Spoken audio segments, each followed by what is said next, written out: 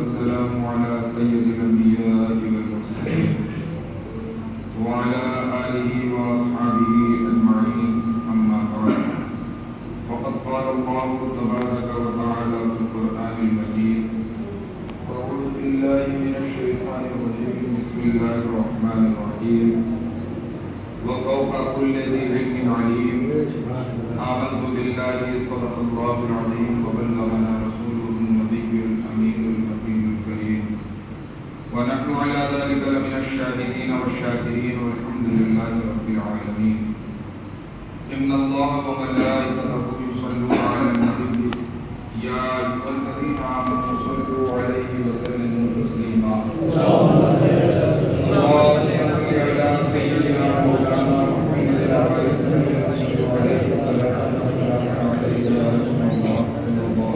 آله وصحبه ایک دفعہ اور نبی اور آل نبی کی بارگاہ میں درود و سلام کا نذرانہ پیش کریں صلی علی سیدنا و آل محمد کما تحب وترضى ان نصلي عليه صلاة ترقى وتدوم بدوام الملك القيوم.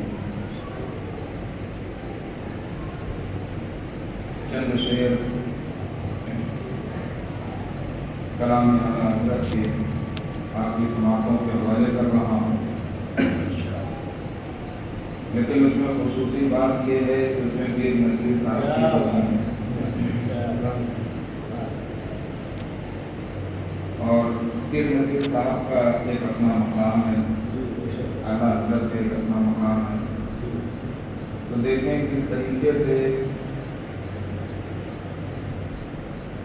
دونوں کا حق پیر نصیر صاحب نے ادا کیا ہے. کلام ہے نعمتیں بانٹتا سمت و ذیشان دیا، اس پر آپ نے تسبیح باندھی ہے. یہ وہ سچ ہے کہ جسے ایک جہاں مان گیا،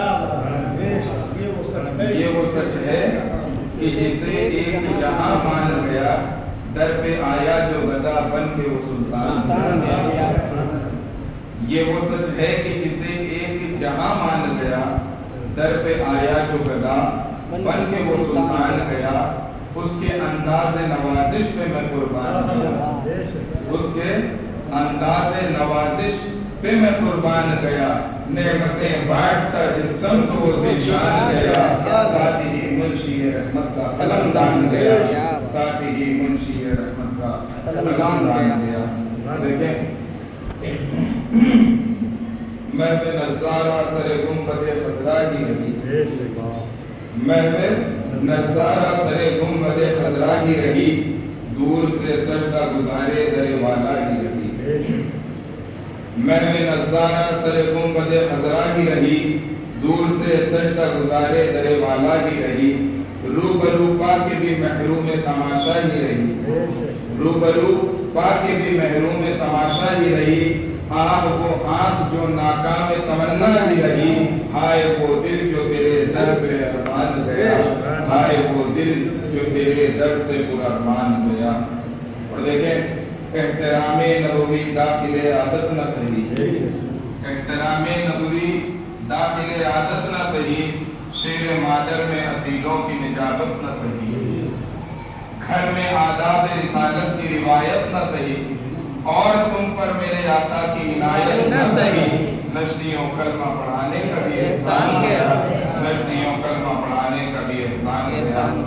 اور باب مقصد پہ تمناؤں کے زینے پہنچے، باب مقصد پہ تمناؤں کے زینے پہنچے، لب ساحل پہ نصیب ان کے سفینے پہنچے. باب مقصد پہ تمناؤں کے زینے پہنچے، لب ساحل پہ نصیر ان کے سفینے پہنچے. جن کو خدمت میں بلایا تھا نبی نے پہنچے، جان و دل ہوش و خرد سب تو مدینے پہنچے، جان و دل ہوش و خرد سب تو مدینے پہنچے. تم نہیں چلتے رضا سارا تو سامان گیا. کیا بات، تم نہیں چلتے رضا سارا تو سامان گیا. سبحان اللہ سبحان اللہ. نعمتیں بانٹتا جس سمت وہ ذیشان گیا، ساتھ ہی منشی رحمت کا قلم دان گیا. کیا بات. چونکہ یہ محفل پاک اس سے اعلیٰ حضرت کی مناسبت سے سجائی گئی ہے، تو मरतबत आला हज़रत के भी चंद शेर समाज करें। इल्म व हिकमत के समंदर हैं मेरे अहमद रज़ा, इल्म व हिकमत के समंदर हैं मेरे अहमद रज़ा, मर्द हक में एक कलंदर है मेरे। इल्म व हिकमत के समंदर है मेरे अहमद रज़ा, मर्द हक में एक कलंदर है मेरे अहमद रज़ा। और कह उठे उशाक सारे उनकी उल्फत में यही, कह उठे उशाक सारे उनकी उल्फत में यही, नूर हक के दिल में खुशतर है मेरे अहमद रज़ा, नूर हक के दिल में खुशतर है मेरे अहमद रज़ा। और जिसने बाला कर दिया दीने रसूलुल्लाह, जिसने बाला कर दिया दीने रसूलुल्लाह को, आज वो दिल में मुनव्वर है मेरे अहमद रज़ा, आज वो दिल में मुनव्वर है मेरे अहमद रज़ा। और है ज़माना आज भी जिनके करम से फैज़याब, है ज़माना आज भी जिनके करम से फैज़याब, वो दिले ज़हरा के अख्तर है मेरे अहमद रज़ा, वो दिले ज़हरा के अख्तर है मेरे अहमद रज़ा। और क्यों ना माने इल्म उनका आज भी अरबो अजम, क्यों ना माने इल्म उनका आज भी अरबो अजम, आलिमों में जबकि अख्तर है मेरे अहमद रज़ा, आलिमों में जबकि अख्तर है मेरे अहमद रज़ा। और जो शरीयत का मुखालिफ हो गया है दहर में, जो शरीयत का मुखालिफ हो गया है दहर में, वो अदुए दीन के सफदर है मेरे अहमद रज़ा, वो अदुए दीन के सफदर है मेरे अहमद रज़ा। और मिस्ल उनके कौन आएगा भला समदानी, मिस्ल उनके कौन आएगा भला समदानी, दिल में जो सबके मुनव्वर है मेरे अहमद रज़ा, दिल में जो सबके मुनव्वर है मेरे अहमद रज़ा। इल्म व हिकमत के समंदर है मेरे अहमद रज़ा, मर्द हक में एक कलंदर है मेरे अहमद रज़ा। दरूद पाक पढ़ें। अल्लाहुम्मा सल्ली अला सय्यिदिना मौलाना मुहम्मद व बारिक वसल्लम, सलामुन व सलामुन अलैका या रसूलल्लाह सल्लल्लाहु तआला अलैहि वसल्लम। अज़ीज़ान मुहतरम, खुतबा मसनूना के बाद मैंने जिस आयत करीमा की तिलावत का शर्फ हासिल किया है, रब तबारक व तआला इरशाद फरमाता है, व फौका कुल्लि ज़ी इल्मिन अलीम। इसका मफ़हूम ये है कि हर इल्म वाले के ऊपर, हर इल्म वाले के ऊपर कोई और इल्म वाला होता है। इसलिए अगर आयत करीमा की रोशनी में देखा जाए तो हमारा और आपका ये दावा करना, आज होता क्या है कि हम मोहब्बत में एक होता है किसी की तारीफ और तौसीफ में बढ़ जाना, लेकिन हम गुलू की हद तक पहुंच जाते हैं। रब तबारक व तआला इरशाद फरमा रहा है कि वह फौका कुल्लि ज़ी इल्मिन अलीम, कोई वक्त महदूद नहीं, कोई ज़माना महदूद नहीं कि फला ज़माने तक ही इल्म वाले के ऊपर कोई इल्म वाला आएगा, उसके बाद कोई नहीं आएगा।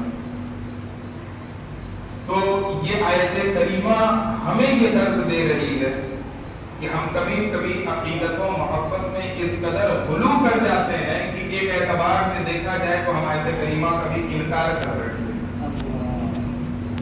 लेकिन गुफ्तगू आज जो मेरी होगी वो खासी तनकीदी होगी, इस्लाही बहुत आपने सुनी, तनकीदी कि हम कहाँ कहाँ गलतियां कर रहे हैं, किस किस चीज को लेकर।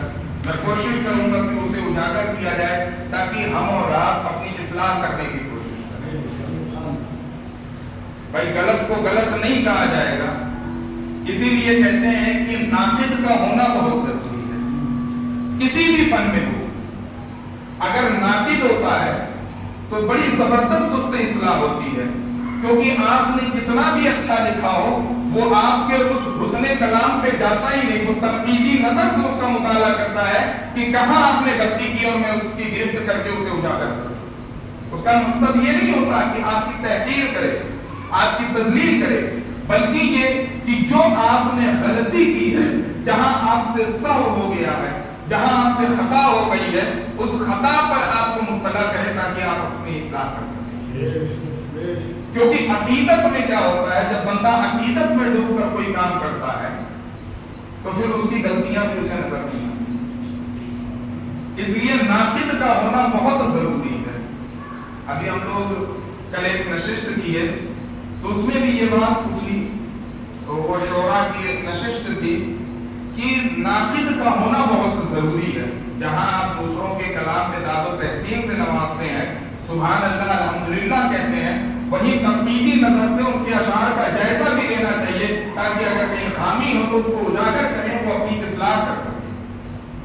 اگر آپ اس چیز پر غور نہیں کریں گے تو جو آدمی غلطی کر رہا وہ ہمیشہ غلطی کرتا رہے گا اور اس کی کبھی اصلاح نہ ہو سکے. تو رب تبارک و تعالیٰ کیا فرما رہا ہے, وَفَوْقَ كُلِّ ذِي عِلْمٍ عَلِيمٌ, کہ ہر علم والے کے اوپر ایک علم والا ہے.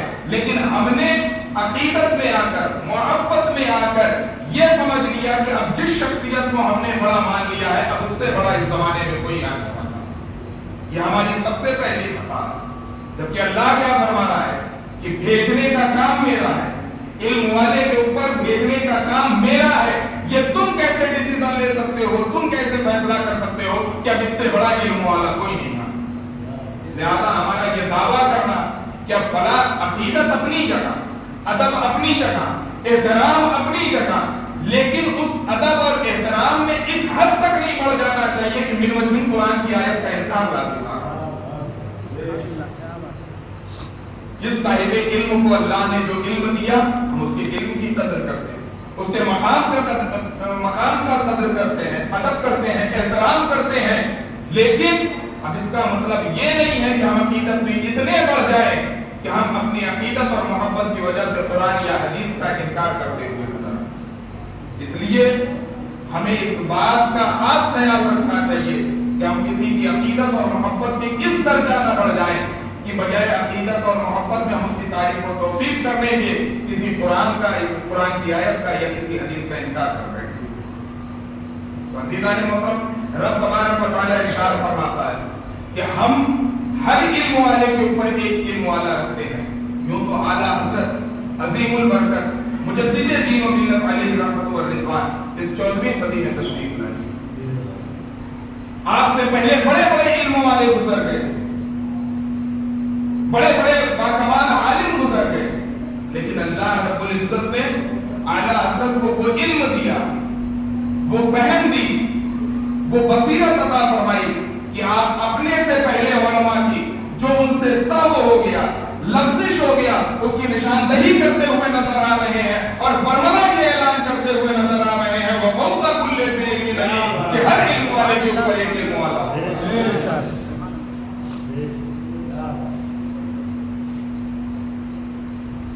لیکن آج جس دور میں ہم جی رہے ہیں, کہتے ہیں نا کہ آپ جس شخصیت کو جس اعتبار سے انٹروڈیوس کریں گے اس کی جیسی پہچان, اس کا جیسا تعارف آپ لوگوں سے کرائیں گے, اگلا بھی اسی اعتبار سے پہچانے گا.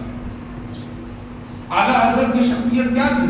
ایک عاشق رسول کی تھی, اس ذات کی تھی جو عشق رسول میں اس قدر ڈوبا ہوا تھا کہ اگر آپ اعلیٰ حضرت کے دیوان کو اور آپ کے مجموعہ کلام کو جو ہدایت کے بخشش کے نام سے آپ اٹھا رہے تو پھر آپ کو پتا چلے گا کہ کس درجہ اعلیٰ حضرت کو نبی کریم صلی اللہ علیہ وسلم سے محبت تھی.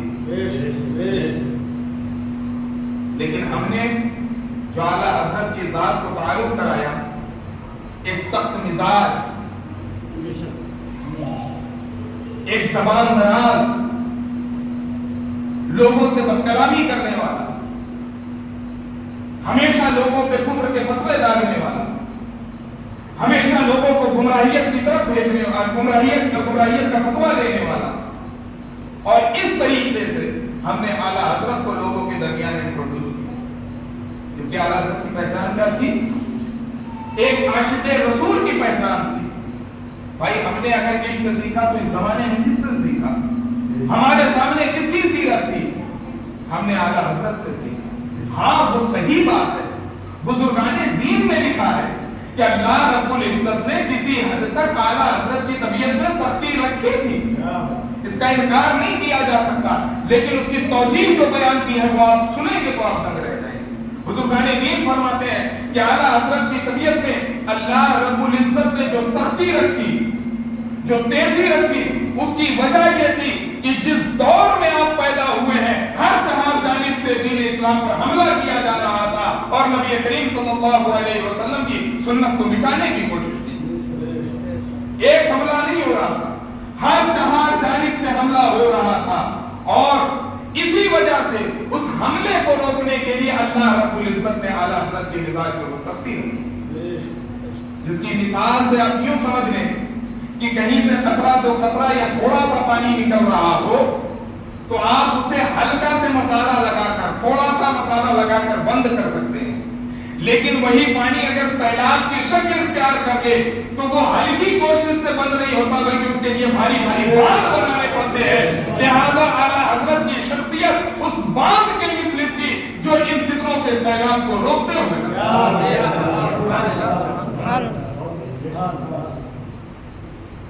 جب ہماری خانقاہوں کے تقدس کو پامال کیا جانے لگا، جب آقا کریم صلی اللہ علیہ وسلم کی عزت پر اور ناموس پر حملہ کیا جانے لگا، جب یہ کہا جانے لگا کہ آقا کریم صلی اللہ علیہ وسلم نوری نہیں ہے، یہ تو ہمارے بڑے بھائی کی طرح ہے، یہ ہمارے اور تمہارے جیسے ہیں معاذ اللہ، تو جس نے ان کے نوری ہونے پر دلیل کا انوار دیا اس ذات کا نام اعلیٰ۔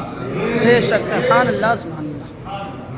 جب یہ کہا جانے لگا کہ انبیاء مر کر معاذ اللہ مٹی میں مل جاتے ہیں، وہ زندہ نہیں رہتے ہیں، جبکہ حدیث صحیح سے ثابت ہے تو انبیاء کے بعد موت بھی زندہ ہونے کی مثال اور دلیل جس نے پیش کی ہے اس ذات کا نام اعلیٰ۔ بے شک، سبحان اللہ۔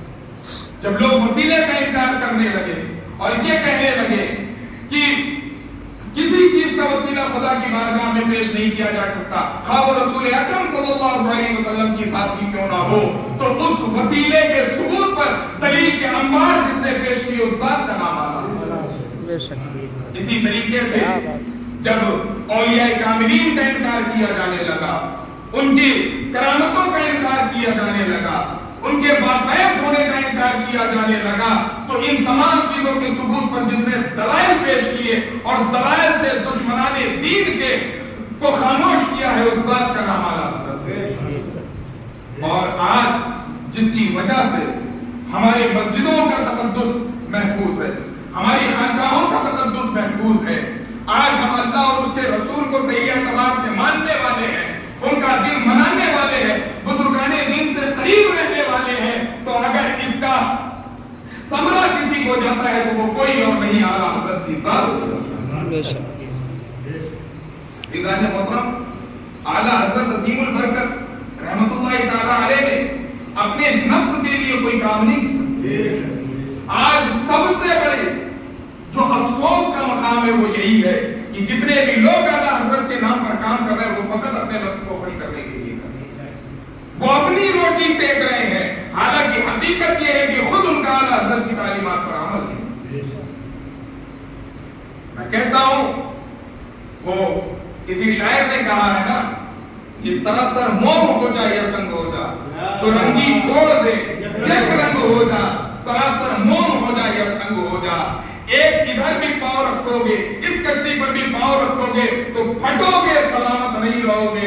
اس لیے میرے عزیزوں، یا تو ایسے بن جاؤ کہ بالکل اعلیٰ حضرت کی تعلیمات پر عمل کرنے والے بن جاؤ، یا یہ کہو کہ ہم اعلیٰ حضرت کا احترام کرتے ہیں لیکن جہاں حالات بدلتے ہیں، حالات جس چیز کی اجازت دیتے ہیں ہم اس اعتبار سے عمل کرتے ہوئے اعلیٰ حضرت کی روشنی میں۔ واہ واہ، سبحان اللہ۔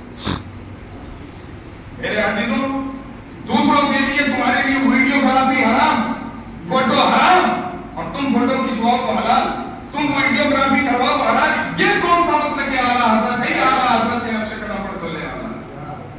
اعلیٰ حضرت نے تو پوری زندگی ایسی سخت مخالفت کی ہے فوٹوگرافی کی، ویڈیوگرافی کی، لیکن آج کیا ہے؟ آج وہی لوگ جو اعلیٰ حضرت کے مشن پر کہتے ہیں کہ ہم ان کے مشن پر کام کر رہے ہیں، ان کی تعلیمات کو آگے بڑھا رہے ہیں، ارے یہ کون سی تعلیم ہے کہ اعلیٰ حضرت کی تعلیم کو روند کر ان کی تعلیم کو آگے بڑھایا جا رہا ہے؟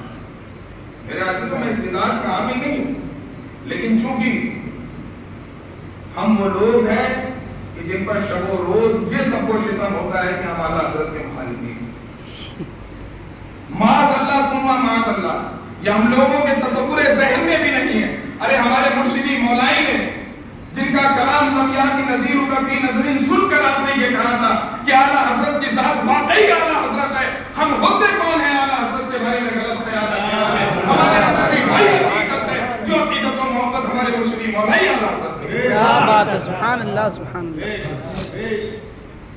لیکن آج لوگوں نے اعلیٰ حضرت سے محبت کا مطلب یہ رکھ لیا ہے کہ اٹھتے بیٹھتے اعلیٰ حضرت کریں، لیٹتے جاگتے اعلیٰ حضرت کریں، چلتے پھرتے اعلیٰ حضرت کریں، تب تو ہم اعلیٰ حضرت کے عاشق ہیں، اعلیٰ حضرت کو ماننے والے ہیں، ورنہ ہم اعلیٰ حضرت کے مخالف ہیں۔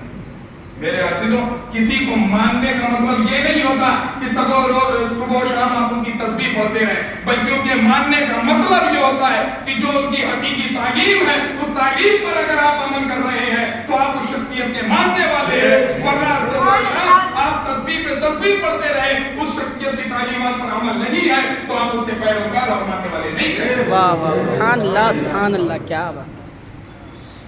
ہم جس خانوادے سے تعلق رکھتے ہیں اور جس خاندان سے آتے ہیں وہاں کبھی یہ تعلیم نہیں دی گئی کہ اگر کسی سے محبت کرتے ہو تو صرف اس کا نام چلو۔ ہمیشہ یہ بتایا گیا کہ ان کے طریقے پر چلنے والا بننا، ان کے نقش قدم پر چلنے والا بننا۔ اس لیے ہم لوگ جس سے بھی محبت کا دعویٰ کرتے ہیں نام لینے سے زیادہ اس کی تعلیم پر عمل کرتے ہیں۔ میرے عمل سے کسی کو تکلیف ہوتی ہے تو اس میں کچھ نہیں کر سکتا، لیکن ہمارا طریقہ یہی ہے اور میں اپنے آنے والوں کو بھی یہی بتاتا ہوں کہ محبت اور عشق کا صحیح طریقہ یہی ہے کہ جس سے دعویٰ کیا جا رہا ہے اس کے طریقے پر آپ عمل کرنے والے بن جائیں۔ اگر اس کے طریقے پر آپ عمل کرنے والے ہیں تو آپ حقیقی اعتبار سے اس شخصیت کے نقش قدم پر اور اس کو ماننے والے ہیں، سوائے زبانی دعویٰ کر رہے ہیں اور عمل کے نام پر آپ صفر ہیں تو حقیقی اعتبار سے آپ اس شخصیت کا صرف اپنے نفس کی تسلیم کے لیے نام لے رہے ہیں، آپ اس کے نقش قدم پر چلنے والے نہیں۔ آج لوگ یہ کہتے ہیں کہ اعلیٰ حضرت سے اختلاف نہیں کیا جا سکتا ہے۔ میں پوچھتا ہوں کیوں بھائی؟ یہ باتیں کرنے سے لوگ ڈرتے ہیں، لیکن میں کہتا ہوں کہ کس حد تک؟ کفر سے آگے تو کوئی درجہ ہے نہیں اور وہ آلریڈی میرے اوپر لگ چکا ہے، تو ابھی اس سے آگے تو جا نہیں سکتا میں کہتا ہوں کہ کیوں نہیں اختلاف کیا جا سکتا؟ صرف اگر کسی سے اختلاف نہیں ہو سکتا تو وہ اللہ اور اس کے رسول کی ذات ہے، اس کے علاوہ دنیا انسانیت میں کوئی ذات ایسی نہیں ہے جس سے اختلاف نہیں کیا جا سکتا ہے۔ ہاں اس کے علمی مقام کے اعتبار سے اگر ہم اپنے آپ کو خاموش رکھیں یہ الگ بات، لیکن یہ دعویٰ کرنا کہ اگر کوئی اعلیٰ حضرت سے اختلاف کرے وہ راہ راست سے بھٹک جاتا ہے، وہ گمراہ ہو جاتا ہے، وہ بدمذہب ہو جاتا ہے، تو میرے عزیزوں یہ دعویٰ فضول ہے، کیونکہ جو لوگ یہ بات کہتے ہیں وہ خود اعلیٰ حضرت سے سینکڑوں مسائل میں اختلاف کرتے نظر آتے ہیں۔ اعلیٰ حضرت نے لکھا مسجد میں بیٹھے یہ پنکھا چل رہا ہے، اعلیٰ حضرت نے فتویٰ دیا مسجد میں پنکھا لگانا جائز نہیں، نکال دیں پھر در سے، نکال دیا جائے نہیں، کیونکہ آپ کہیں گے کہ اگر مساجد میں پنکھے نہیں ہوں گے تو نمازی ایک بھی نہیں آئیں گے۔ حالات کا تقاضا یہ تھا کہ نمازیوں کی سہولت کے لیے جتنی چیزیں مہیا کی جا سکتی ہوں اسے مہیا کرایا جائے تاکہ نمازیوں کی آمد و رفت رہے مسجد میں، نمازی آتے رہیں۔ ابھی یہاں بھی وہ فتویٰ نہیں دیکھا جائے گا، حالانکہ اعلیٰ حضرت نے جس نیم کے اعتبار سے فتویٰ دیا تھا 100% درست دیا تھا۔ بے شک۔ کبھی آپ نے اس کی حکمت پڑھی؟ اعلیٰ حضرت نے کیوں منع کیا تھا؟ اعلیٰ حضرت لکھتے ہیں کہ مسجدوں میں پنکھا لگانا اس لیے منع ہے کہ وہاں پنکھا چلے گا تو گرمی میں نمازی اسی کے نیچے کھڑے ہونے کی کوشش کرے گا۔ بالفرض مان لیں کہ اس ترتیب سے پنکھا لگا ہوا ہے کہ پہلی صف میں کوئی پنکھا نہیں ہے، دوسری صف میں پنکھا لگا ہے تو گرمی میں کوئی پہلے صف میں آنے کی کوشش نہیں کرے گا، جبکہ پہلے صف کے بارے میں آقا کریم کی حدیث ہے کہ اگر لوگوں کو پہلی صف کی فضیلت پتہ چل جائے تو وہ آپس میں تلواریں نکال دیں۔ دیکھیں کتنی اعلیٰ سوچ کی اعلیٰ حضرت کی۔ آپ فرما رہے ہیں کہ اگر پہلی صف میں پنکھا نہ ہو دوسری صف میں ہو تو نمازی پہلے صف میں نہیں آئیں گے اور اس کے ثواب سے محروم رہیں گے، اس لیے بہتر ہے کہ مسجد میں پنکھا ہی نہ لگایا جائے، جب اگلی اور پچھلی صف سب برابر رہے گی تو لوگ پہلی صف سے آنا۔ ہماری مسجدوں میں ہے کوئی ایسی مسجد؟ چلے بریلی مجھے دیکھ کر اور دکھائیں کوئی ایسی مسجد جس مسجد میں پنکھا نہ لگا ہو۔ ارے پنکھا تو دور، اب پہ ایسیاں لگ رہی ہیں۔ تو کہنے کا مطلب یہ ہے کہ اب اس اختلاف کی بنیاد پر اگر کوئی کہے کہ اعلیٰ حضرت کے نقش قدم سے ہٹ کر چل رہا ہے تو کہنے والا غلط ہے، کرنے والا غلط نہیں۔ اس لیے یہ کہنا کہ کہ فلاں سے اختلاف نہیں کیا جا سکتا ہے، فلاں سے اختلاف کرنا جائز نہیں ہے، میرے عزیزوں تمہارا یہ دعویٰ جائز نہیں، بے شک، کیونکہ ہم تو بزرگان دین کے ماننے والے ہیں، ان کی تعلیمات پر عمل کرنے والے ہیں۔ شیخ سرہند مجدد الفیضانی رحمۃ اللہ تعالی علیہ نے اپنے مریدین کو ایک نصیحت کی تھی، اور وہ نصیحت کیا کی تھی کہ میرے بچوں نہ کبھی خدا بننا نہ کبھی رسول بننا۔ نصیحت بہت چھوٹی سی ہے لیکن اس کی حکمت دیکھیے گا کتنی بڑی ہے۔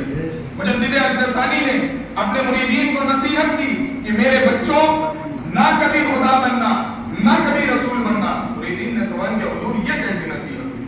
ارے کوئی ایسا ہو سکتا ہے مسلمان جو اپنے آپ کو خدا جانے، یا کوئی ایسا مسلمان ہو سکتا ہے جو اپنے آپ کو نبی جانے؟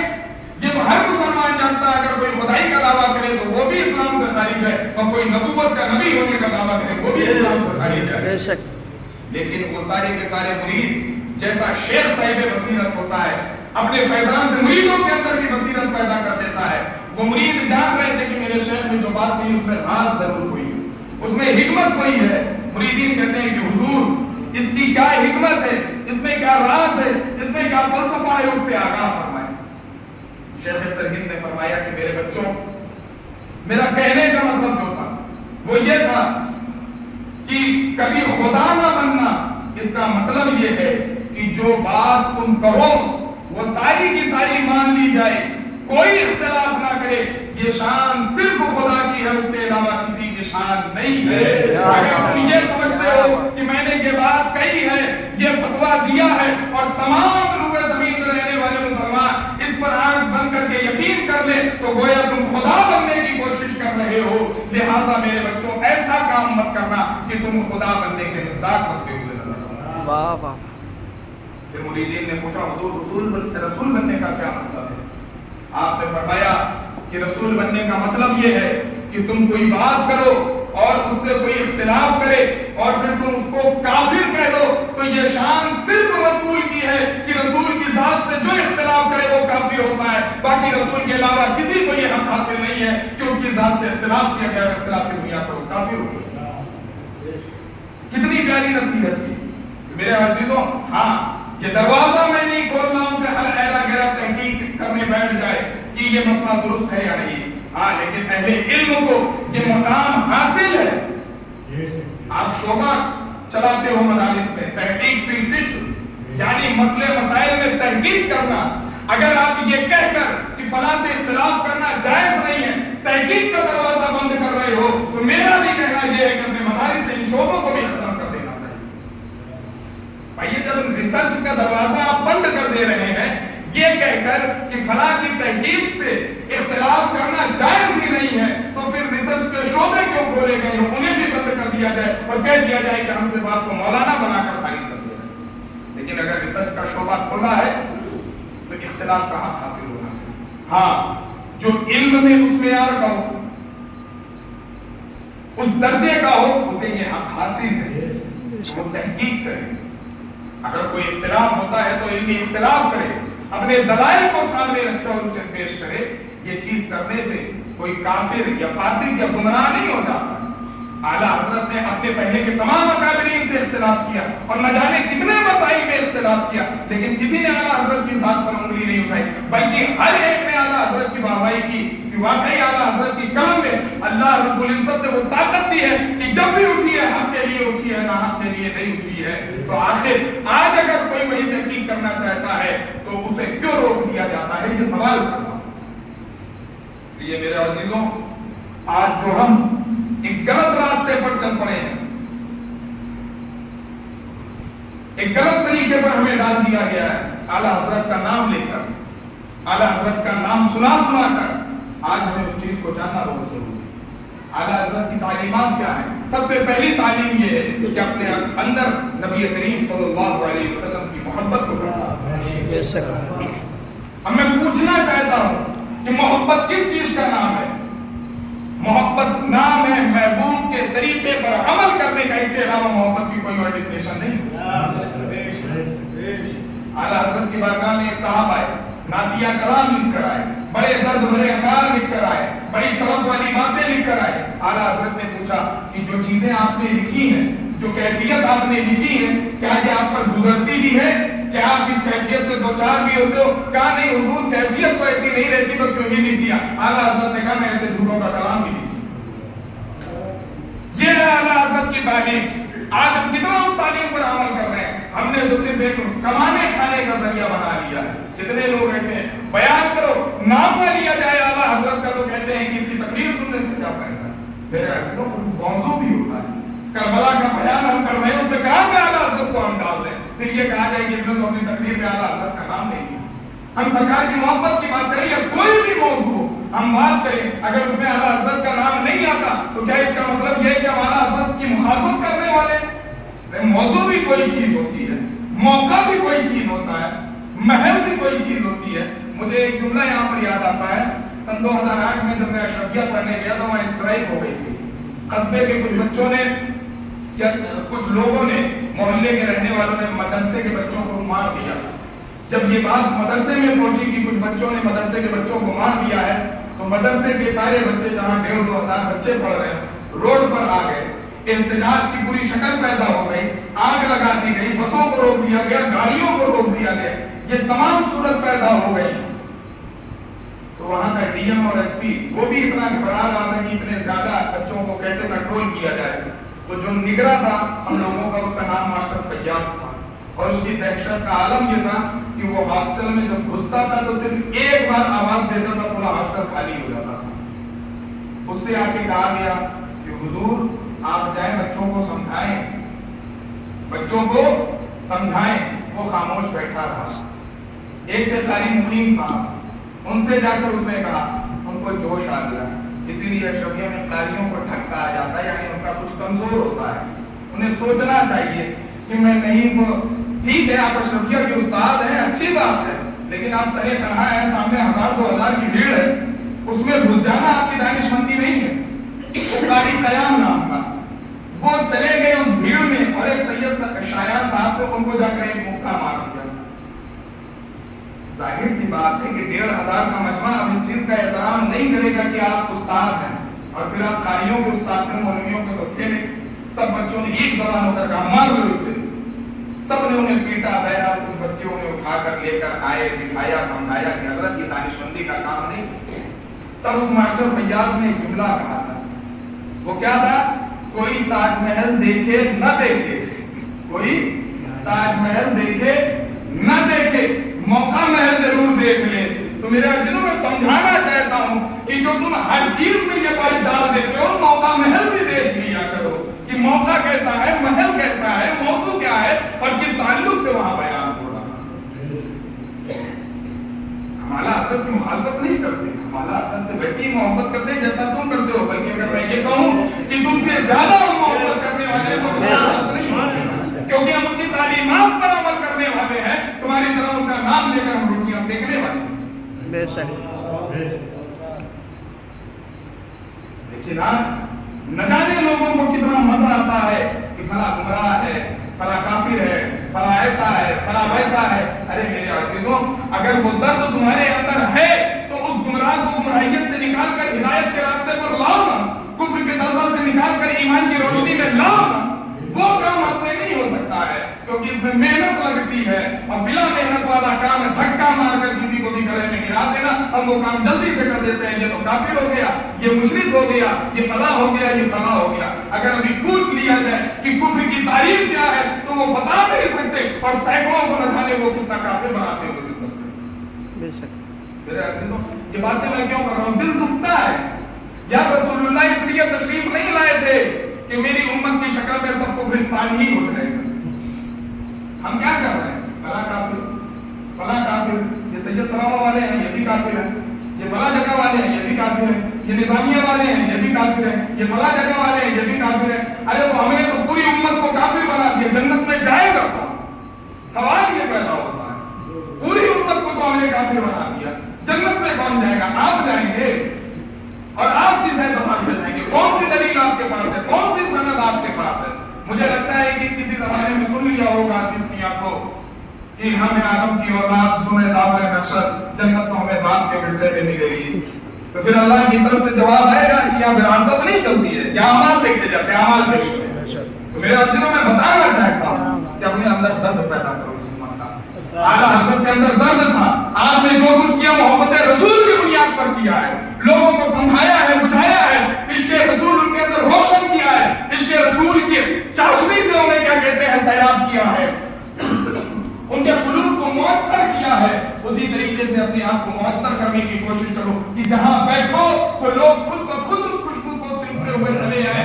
ایسی مثال نہ بنو کہ جہاں بیٹھو وہاں سے لوگ منتشر ہو جائے گویا کوئی بدبودار چیز رکھتی ہے. میرے عزیزوں, آقا کریم صلی اللہ علیہ وسلم کا پیغام جو تھا وہ سب سے پہلا پیغام محبت کا تھا. آقا کریم صلی اللہ علیہ وسلم نے محبت کا پیغام دیا ہے, امن کا پیغام دیا ہے, اتحاد کا پیغام دیا ہے, اختلاف کا پیغام نہیں دیا.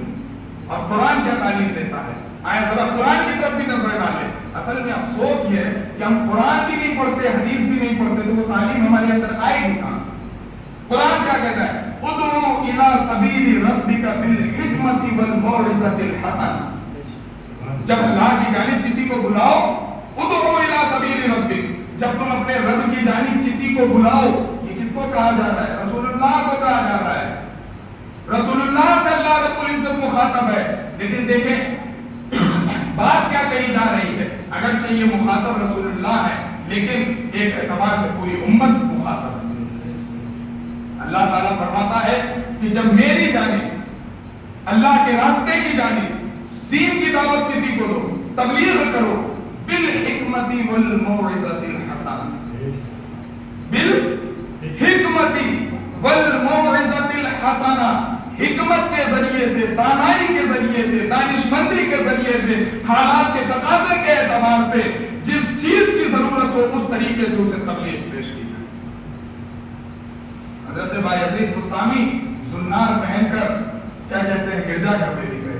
زنار کیا ہے, یہ کافر جو پہنتے ہیں ایک دھاگا, ایک ڈورا جو عیسائی اپنے گلے میں کراس لپیٹتے اسے زنار کہا جاتا ہے, وہ پہن کر رب کے حکم سے آپ گرجا گھر کہتے, کیونکہ حکم خداوندی کا, حالات کا تقاضا تھا. اور اللہ رب العزت نے آپ کے ہاتھ پر 400 عیسائیوں کو کیا کہتے ہیں مشرف اسلام. یہ ہے بالحکمت.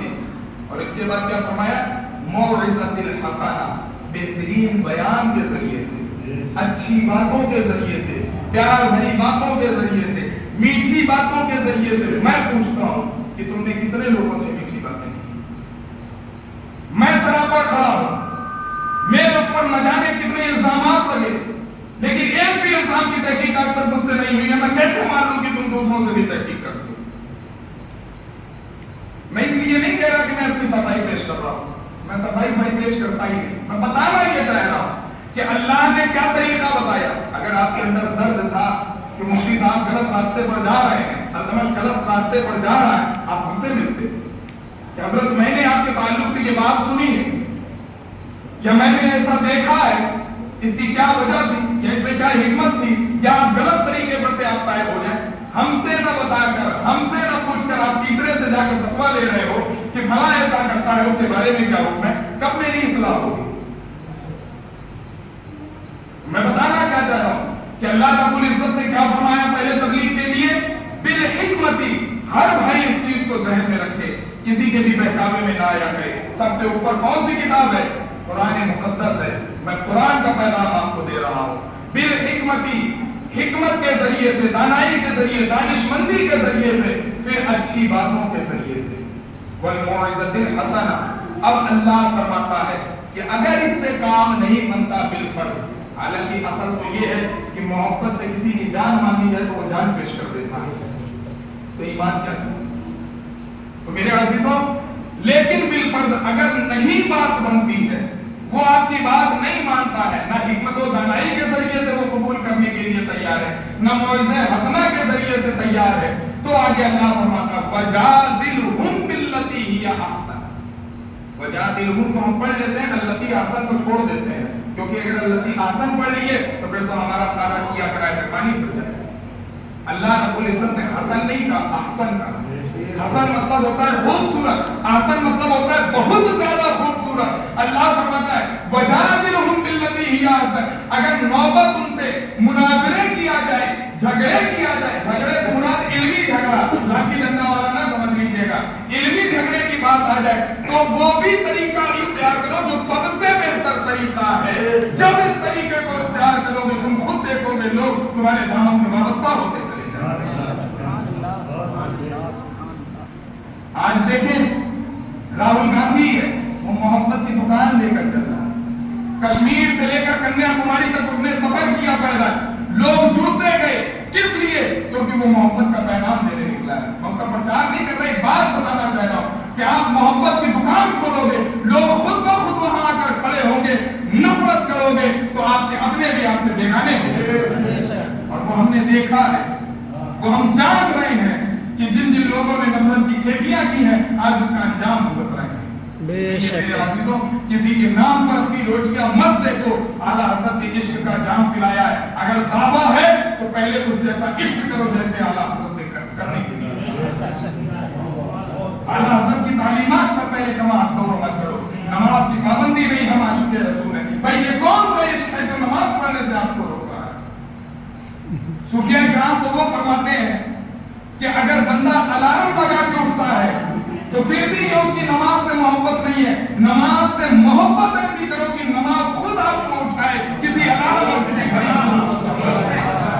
मोहब्बत ऐसी रसूल की जात से करो कि कदम गलत रास्ते पर जाए, वो जात खुद आकर रोके कि मेरे मुहिब कहाँ इस रास्ते पर चल रहा है, ये तो गलत तरीका है। इसे कहते हैं मोहब्बत। ये ज़बानी ज़माखर कल मैदान महशर में पता चलेगा कि हम कितने मोहब्बत करने वाले हैं। इसलिए ना हम दावा करते हैं, ना किसी को तालीम देते हैं दावा करने की। हम तालीम देते हैं तो अल्लाह के बताए हुए तरीके पर चलने की, रसूलुल्लाह के बताए हुए तरीके पर, औलिया कामिलीन के बताए हुए तरीके पर। और आखिर में जिस जात से मंसूब ये मजलिस मुनादिद की गई है, अल्लाह रब्बुल इज्जत हम सबों को आला हज़रत की तालीमात पर अमल की तौफीक अता फरमाए। और जैसा इश्क़ रसूल अल्लाह रब्बुल इज्जत ने आला हज़रत को अता फरमाया है, मौला उसके भी कुछ छींटे हम गुलामों को भी अता फरमाए। कहने सुनने में कुछ गलती हो गई हो, कोई खता हो गई हो, कोई खामी हो गई हो, रब्बे करीम अपने हबीब के सबके तुफैल से माफ फरमाए। अस्तगफिरुल्लाह रब्बी मिन कुल्ली ज़ंबि व अतूबु इलैहि व आखिरु दावाना अनिल हम्दुलिल्लाहि रब्बिल आलमीन। सलातो व सलाम अलैहि।